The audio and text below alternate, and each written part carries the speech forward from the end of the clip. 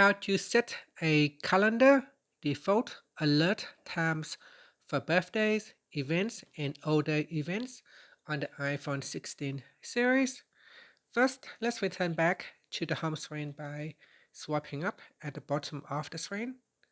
Now on the home screen, we tap on Settings, and from the Settings page, scroll down and then tap on Apps.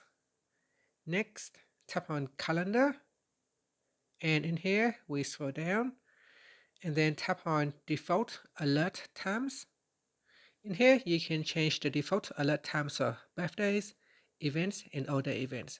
So for birthdays, we can choose say 1 week before and then 1 day before, just so that we have enough time. If you select 1 week before, that will give you enough time so that you can prepare yourself to get present for your for the birthday present, or you can choose simply 2 days before.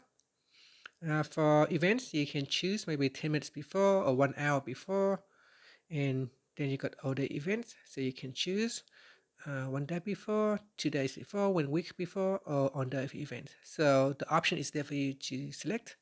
So select an available option and then tap on the back key, and that's it. After that, you can swipe up to return back to the home screen. Thank you for watching this video.